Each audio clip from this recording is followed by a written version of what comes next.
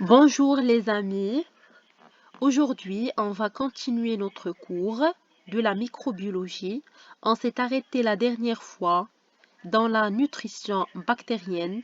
On va commencer par cette partie. Alors, chaque être vivant il a besoin de plusieurs éléments nutritifs pour vivre et se développer tels que les bactéries. Alors, pour vivre et se multiplier, on a des éléments nutritifs de base qu'on les appelle des besoins élémentaires. Et dans un milieu minimum, on a de l'eau, d'une source d'énergie, une source de carbone, une source d'azote et les éléments minéraux. Cependant, l'apport de nutriments supplémentaires est nécessaire. Groupes nutritionnels, on les appelle des types trophiques. Alors, on va commencer par les besoins élémentaires. La première source, c'est la source de carbone. Selon la nature de cet élément essentiel, pouvant constituer jusqu'à 50% de la cellule. On a deux types de bactéries. On a les autotrophes. Ce sont des bactéries capables de se développer dans un milieu purement minéral, c'est-à-dire un milieu minimum avec une source de carbone. Et le CO2, il est considéré comme l'unique source de carbone. On a le deuxième type, les hétérotrophes. Ce sont des bactéries qui exigent des composés organiques. Notez bien, parmi les hétérotrophes, certaines espèces ont des exigences strictes. Par exemple, Pseudomonas metanica n'utilise que le méthane ou le méthanol. Alors, cette souche n'utilise que le méthane ou le méthanol pour se développer. Donc, notez bien qu'il y a parmi les hétérotrophes des espèces qui ont besoin de certaines exigences strictes. Alors, la source d'énergie, on a les phototrophes ou les photosynthétiques. L'énergie à partir des rayons lumineux, espèces photosynthétiques. On a la synthèse d'ATP à partir de l'ADP plus le PI.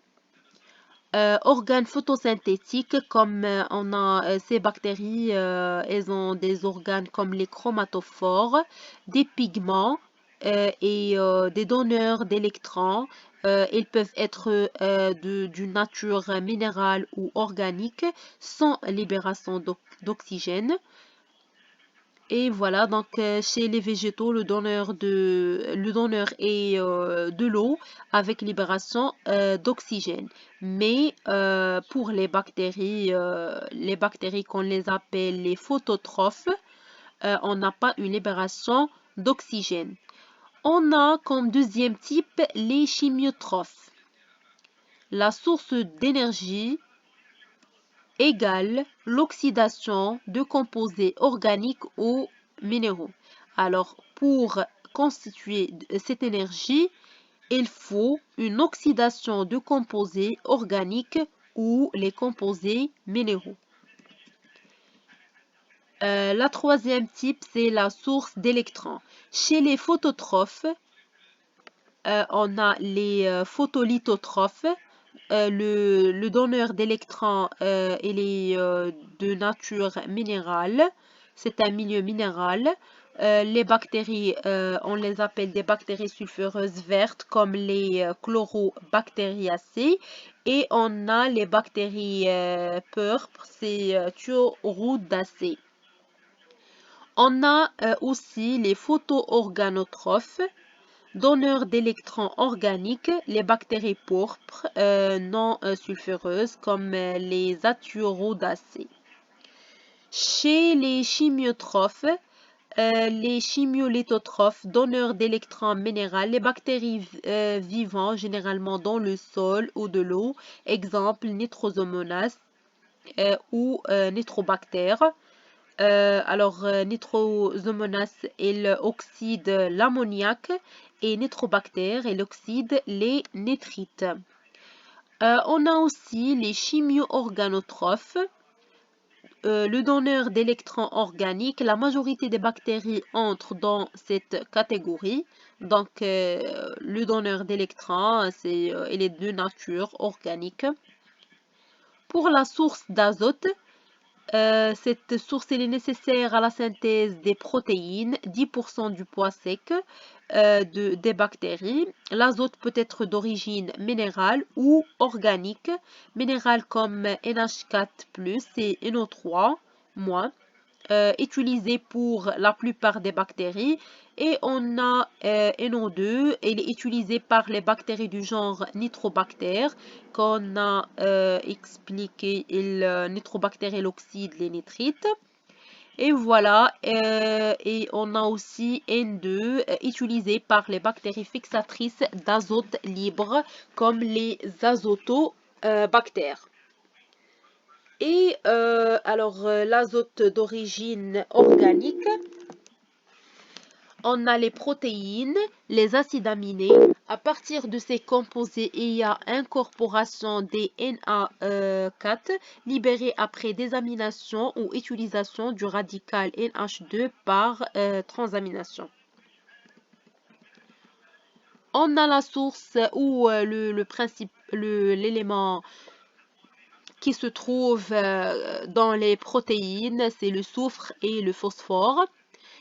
Il se trouve précisément au niveau des groupements thiol, des acides aminés soufrés comme la cystéine et la cystine. Il est incorporé sous forme de sulfate ou sous forme organique. Et le phosphore, il est incorporé sous la forme de phosphate inorganique, fait partie des acides nucléiques, de certains coenzymes et de l'ATP. Autres éléments minéraux, on a les macroéléments et les microéléments. Les macroéléments, c'est le calcium, le potassium, le magnésium, oui, exactement. Ils jouent un rôle très important dans l'équilibre physiochimique. On a aussi le fer pour les cytochromes, on a le magnésium pour la chlorophylle et les microéléments, et ce sont des cofacteurs ou activateurs d'enzymes. Les facteurs de croissance, on a des substances organiques indispensables à la croissance non synthétisée, micro-organismes dites auxotrophes par opposition aux prototrophes. On a la nature, les facteurs de croissance, on a la nature des facteurs de croissance, ils peuvent être des acides aminés, des bases azotées, des vitamines. Et ils peuvent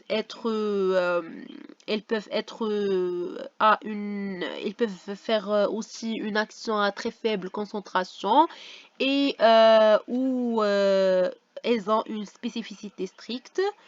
Et voilà, donc par exemple, pour l'action à très faible concentration, on a 25 mg par litre dans le cas des acides aminés, 10 mg par litre pour les bases azotées, 1 à 24 microgrammes par litre pour les vitamines.